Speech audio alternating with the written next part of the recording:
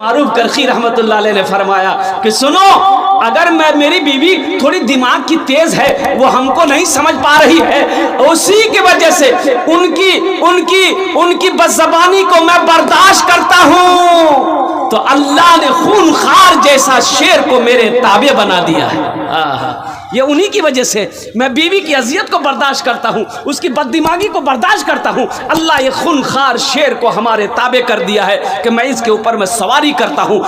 कुर्बान जाओ नौजवानों। अब रही बात यह है कि हमारी माँ बहनें थोड़ी सी भोली भाली हैं, सीधी हैं, बहुत सीधी। अब सोचो तो सही, चिलचिलाती धूप में आंगन में बैठकर खाना बनाती है, भूख लगी है, खाना बन गया है, लेकिन उस वक्त तक वो खाने में हाथ नहीं लगाती है जब तक उसका शौहर खाना ना खाए। बोलो बात सही गलत है भाई? औरत पहले खाती है कि बाद में खाती है? अरे भाई बोलो नहीं। हाँ, बाद में खाती है। औरतें पहले शौहर को खिलाती है। कुर्बान जाइए, कुर्बान जाइए। मेरे बदन का मैला कपड़ा हम घर में खोल कर छोड़ देते हैं। बीवी मेरे मैले कपड़े को साफ करती है, मेरे बच्चों की परवरिश करती है, मेरे घर में झाड़ू लगाती है, मेरे लिए खाना बनाती है, रात को जब हम बिस्तर पर लेटे मेरे पैर को दबाती है। ऐसी बीवी से अगर छोटी मोटी गलती हो जाए तो हम माफ़ नहीं कर सकते भाई? कर सकते कि नहीं कर सकते भाई? करेंगे इंशाल्लाह भाई, करेंगे इंशाल्लाह। अब रही बात यह है कि थोड़ी ज़्यादा बोलती है तो बोलने दो। हज़रत उमर फारूक रज़ी अल्लाह ताला अन्हु के ज़माने में जब अमीरुल मोमिनीन थे, तो एक आदमी की बीवी बहुत बदज़बान थी। अब वो बोलती, जब बोलना शुरू करती थी ना तो रुकती नहीं थी वो। ये आदमी सोचा कि थोड़ा अमीरुल मोमिनीन को शिकायत कराएं, ये मसला हल कैसे होगा। तो वो बीवी की शिकायत लेकर हज़रत उमर फारूक रज़ी अल्लाह ताला अन्हु के घर पहुँचे, तो पर्दा लगा हुआ है। तो वो बैठक में रुके कि हज़रत अमीरुल मोमिनीन निकलेंगे तो हम अपने शिकायत पेश करेंगे। तो उधर अंदर में हजरत उमर फारूक रज़ी अल्लाह ताला अन्हु की बीवी उनको खूब झाड़ रही थी। वो बोले जा रही है। हजरत फारूक आज़म रज़ी अल्लाह ताला अन्हु खामोश सुन रहे हैं, बीवी बोले जा रही, खामोश सुन रहे हैं। तो आदमी सोचा कि अल्लाह, हम अपना फैसला करवाने आए हैं, ये क्या फैसला करेंगे? इसकी बीवी तो खुद सुना रही है इसको। इनकी बीवी तो इनको खुद सुना रही है। तो मेरे भाई कुर्बान जाइए। वो शख्स बोला कि नहीं, इनको सुनाने से फायदा नहीं। वो लौटने लगा। हज़रत उमर फारूक रज़ी अल्लाह ताला अन्हु इतने दरमियान में निकले, वो आवाज़ दी, ओ भाई इधर। किस काम से आया था? अब बगैर काम किए हुए चला गया, मिला नहीं, क्या बात है?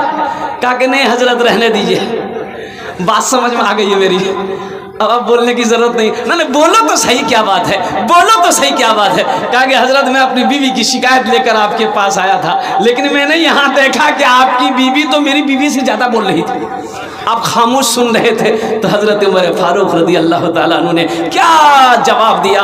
आपने फरमाया, अच्छा ये बताओ, तुम्हारे घर में कोई नौकर हो, तुम्हारे घर में अगर कोई नौकर हो, तुम्हारा गंदा कपड़ा धोए, तुम्हारे घर में झाड़ू लगाए, तुम्हारे घर की निगरानी करे, तुम्हारे बच्चों की परवरिश करे, तुम्हारे लिए खाना बनाए, अगर वो थोड़ा सा अगर कुछ बोल दे तो तुम बर्दाश्त करोगे कि नहीं करोगे? बोला हाँ बर्दाश्त करेंगे। बोला वही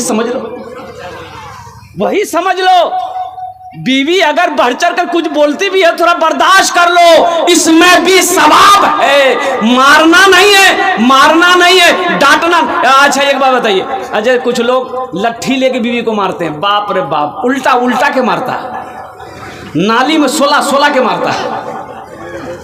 भाई ऐसे मारने का इजाजत आपको किसने दिया? अल्लाह के नबी ने इरशाद फरमाया, वो जालिम है जो अपनी बीवी के चेहरे पे मारता हो, वो जालिम है जो अपनी बीवी के चेहरे पे मारता हो। किसने आपको इजाजत दिया बीवी को मारने का? बीवी आपके लिए आपकी नौकरानी नहीं है, बीवी नौकरानी नहीं है, वो बीवी है। बीवी सिर्फ बीवी नहीं है, वो दोस्त है, हम सफर है, एक साथी है बीवी। हुन्ना लिबासुल लकुम व अंतुम लिबासुल लहुन्ना। अल्लाह का कुरान कहता है कि मर्द औरत का लिबास है, औरत मर्द का लिबास है।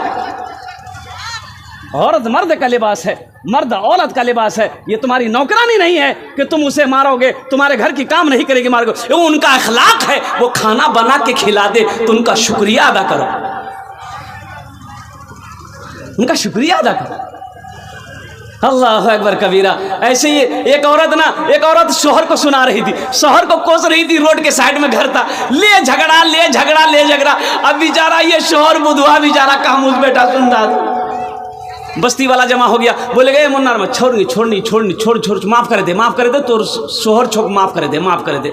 तो बोले कि ठीक है तुमरा जब बोलो ही तो मैं छोड़ दे ही, लेकिन अल्लाह ने सुपुर्द कर दे ही,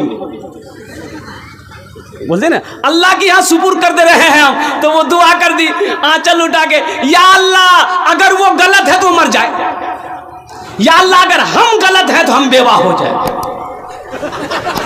समझे, इन दोनों तरफ से तुम ही जाओ।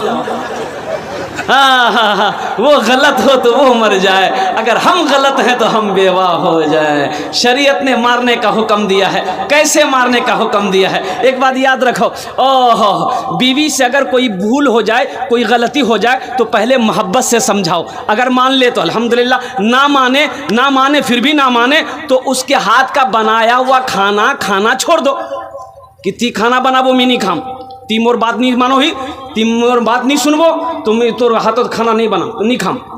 फिर भी बीवी ना माने तो उससे बिस्तर अलग कर लो। फिर भी बीवी ना माने तो अपने यहाँ का 5 आदमी, उसके मैके का 5 आदमी को बुलाओ, 10 आदमी समझाओ। फिर भी जब ना माने तो हल्का फुल्का मारो। कैसे मारो? हल्का फुल्का किसको कहता है? ए मुन्निरमा, अरे हल्का फुल्का इसी को कहते हैं कि जिस्म में निशान ना पड़े, चोट का निशान ना पड़े। हल्का फुल्का इसे ही कहता है कि दौड़ा के मारोगे। इजाज़त तुम्हें किसने दे दिया मेरे बच्चों, मेरे नौजवानों? अल्लाह के नबी सल्लल्लाहु अलैहि वसल्लम ने इरशाद फरमाया, तुम में सबसे अच्छा वो है जो अपने बीवी के साथ अच्छा सलूक करता हो। इंशाअल्लाह हाथ उठाओ, अपने बीवी के साथ अच्छा सलूक करेंगे अल्हम्दुलिल्लाह। अल्लाह हमारे नौजवानों को अल्लाह अपनी बीवी के साथ, अपने घर वालों के साथ अच्छा सलूक करने की तौफीक अता फरमा दे। घर के अंदर में मियाँ बीवी के अंदर में बेपनाह मोहब्बत पैदा फरमा दे। घर के अंदर में चैन और सुकून पैदा फरमा दे। या अल्लाह हर घर में रहमतों का, बरकतों का नुज़ूल अता फरमा दे। बहुत तेज़ी के साथ वक्त गुजरता चला जा रहा है। मौजूद सामीन किराम, औरत की तरफ से, ये नौजवानों मियाँ बीवी की तरफ से बस कुछ पैगाम थे, मैंने आपकी बारगाह तक पहुँचाया है। मौजूद सामीन किराम, ये मदरसे का जलसा है। मदरसा किसका घर है? अल्लाह के रसूल का घर है। मदरसा किसका घर है?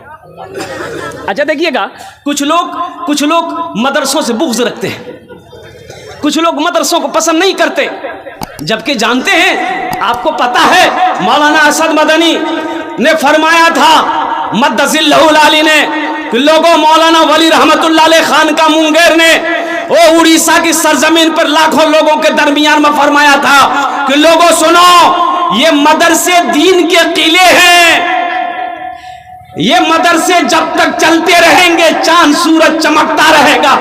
जिस दिन मदरसा बंद हो जाएगा, ये सूरज का निकलना भी डूबना भी बंद हो जाएगा। अच्छा, मदरसे में मैं आपको बताऊं क्या मेरे भाई, अल्लाह अकबर कबीरा, अपने बच्चों को कुरान पढ़ाओ। मैं तो कहता हूं कि हर आदमी को इतना इल्म होना चाहिए कि बाप मर जाए तो खुद जनाजे की नमाज पढ़ाए। हर आदमी को, ये हर भाई को इतना इल्म होना चाहिए कि जब उसकी बहन की शादी हो तो वो खुद निकाह पढ़ा। भाई मौलवी साहब को ढूंढे, कहे ढूंढे, आप खुद निकाह पढ़ाइए। आपकी बहन निकाह पढ़ाइए, आपकी बेटी है निकाह पढ़ाइए, आपका बाप मरा है खुद निकाह पढ़ाओ, ये जनाजे की नमाज पढ़ाओ। कहाँ से भागोगे? अरे मदरसे से कहाँ से भागोगे? यहाँ तो आलम यह है कि मदरसे के लड़का अगर चंदा करने, मौलवी साहब अगर चंदा करने आते हैं, साइकिल पर आ रहे हैं मौलवी साहब, ये दरवाजा में कुर्सी लगा के बैठा है, देख लिया, रोड से देख लिया, मौलवी साहब उसे वो फुर से अंदर घुस जाएगा। अब बेटा को बोलेगा, बेटा जा बाहर जा, मौलवी साहब पूछता हूँ नहीं, बाकू यहाँ जो बोले खेतों जगह, बाग खेतों चले गई है। अरे एक आलिम दीन आपके दरवाजे पे आ रहा, आप तो खुश होना चाहिए। आपको खुश होना चाहिए था कि एक आलिम दीन का कदम मेरे घर पे पड़ रहा है। अरे आलिम जहां पर कदम रख दे वहां तो बरकत ही बरकत, वहां तो बरकत ही बरकत है। लेकिन आपने इस बरकत को गवा दिया, इस बरकत को गवा दिया। और मेरे भाइयों, और कुर्बान जाइए, मदरसे का एक बच्चा अगर कहीं पर मिल जाता है, कुछ लोग कहते हैं बेटा इधर की नाम जोग रे, मतलब फला छे कुयान पुरी रे, बोले मदरसा, बोले मदरसा पढ़ो ही, मौली साहब बनबो, चंदा करबो, खाबो। अच्छा, ये मदरसे नहीं होंगे, बच्चे आलिम नहीं बनेंगे, हाफिज कुरान नहीं बनेंगे, तो आप मरोगे, जनाजा कौन पढ़ाएगा? कभी आपने सोचा? भाई आप जब मरोगे जनाजा कौन पढ़ाएगा? हम तो ये कहते हैं कि मौलाना से कहां से भागोगे, मदरसों से कहां से भागोगे। मैं तो कहता हूं कि महद से लेकर लहद तक मौलवी की जरूरत है, और यहां तक जन्नत में अगर तुम चले भी गए वहां भी आलिम की जरूरत है।